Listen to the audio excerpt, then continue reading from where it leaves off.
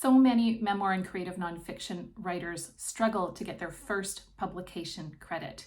Here's what they don't realize: they're focusing on the wrong thing. What editors and publishers are looking for isn't a trending topic, and it isn't a traditional hero's journeys arc. It's much more interesting than that. I'm Nicole Breit, creator of the Spark Your Story Lab, and I help writers craft their best work and share it with the world. In this video, I'm sharing the one thing editors and publishers want to see in their slush pile, but rarely do. Of course, editors want to see excellent writing. They don't have time to help writers make their prose sparkle. Of course, they want to find themselves immersed in story, in the writer's world.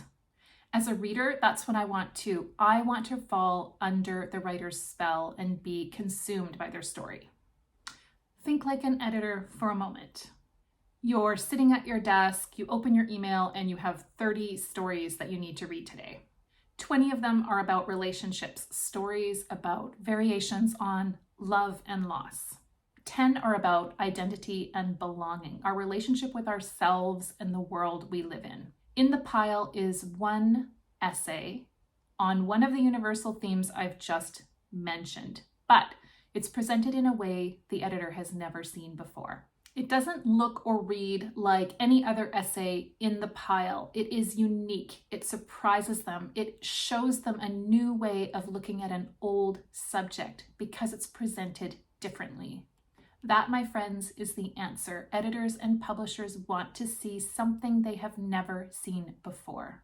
So the question for you is no longer, am I good enough? Will I ever get published? Will anyone care about my story? The question now is, how can I tell this story on a theme that has been written about again and again in a way that will surprise and delight readers? In other words, your story isn't what happened to you. Your story is in the shape. If this perspective on publishing creative nonfiction is intriguing to you, let me know now by hitting the like button. Now, there are literally countless ways to surprise and delight a reader. I'm going to show you an example of an essay that surprises and delights by Emily James, who wrote this in one of my creative nonfiction classes. This story is about the passage of time. It's about nostalgia and loss and anticipatory grief over future losses. Deck by Emily James was published at Atticus Review, and it's going to show you what a visual essay can look like. As you can see right away, this piece is visually interesting. The essay is laid out in landscape orientation, not portrait, and it's been crafted in 5 columns. Each section varies in length and is divided by a line, the width of each column. By arranging the sections this way, Emily is telling a story both visually and textually. She's arranged the words on the page to create a visual impression of the boards on a deck. Is Emily's stories interesting and well crafted? Absolutely. It might have been accepted on the strength of the writing alone, but I'm certain when the editor at Atticus Review came across it, they were struck by its uniqueness and the power of this interplay of form and content. Choosing a form or frame for my story is something I like to do before I sit down to write. Imposing constraints like attempting to write an essay in 5 columns in landscape orientation helps me focus my writing. It helps make the process more fun and interesting and even playful.